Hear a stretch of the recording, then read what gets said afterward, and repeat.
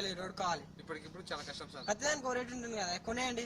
మరి జనాలు ఎలా పెడతారు సార్? ఇటు వచ్చిన వాళ్ళని అట్టే వెళ్ళమనండి, వేరే దాంట్లో చూసుకోమండి. రోడ్ సంస్థ వాళ్ళకి మెసేజ్ చేయండి, జిఎం వాళ్ళని రిక్వెస్ట్ చేయండి. కానీ మీటింగ్ చాలా అవసరం, చాలా అవసరం. నీకు నేను 5 minutes టైం ఇస్తున్నా. 5 minutes.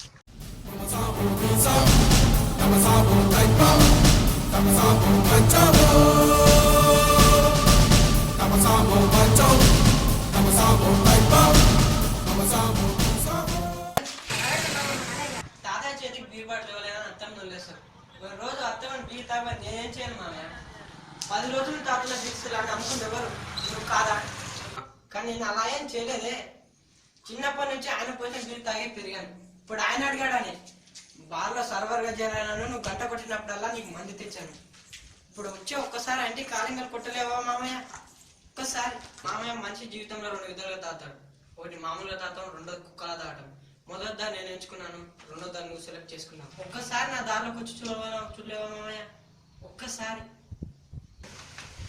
చిన్నప్పుడు అత్తమ్మ బీర్లు ఎందుకు తెస్తుందో తెలియదు, నువ్వెందుకు తాడాలి కావో అర్థం కాదు. చాలా కోపం వచ్చేది మామయ్య, చాలా కోపం వచ్చేది. కంటికి కనిపించేంత చెప్తాం, బయటికి కనిపించేంత యుద్ధం చేసేవాడిని మామయ్య.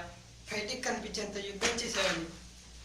బాగుండడం అంటే బాగా ఉండడం కాదు మామయ్య, నలుగురితో ఉండటం, తాగుతూ ఉండటం. అందుకే మేము ఎప్పుడు తాగుతున్నా నీకోసం ఒక బీరు, ఒక బిర్యానీ అలాగే ఉంచేసాం మామయ్య. నువ్వు ఒక్క మాట చెప్పు, నువ్వు తాగే బీర్ సీసాల నుంచి ఒక్క బొట్టు బయటకు పోకుండా కాపలా కాస్తాం. ఎప్పుడో చిన్నప్పుడు తాగిన బీరుకి 25 సంవత్సరాలుగా కక్కుకుంటూనే ఉన్నాం మామయ్య, కక్కుకుంటూనే ఉన్నాం. ఇప్పటికీ కక్కుకోవడం మా వల్ల కాదు. కుదిరితే క్షమించు, లేదంటే శిక్షించు. నీకోసం ఒక బీరు ఉందని గుర్తించు మామయ్య, గుర్తించు, గుర్తించు.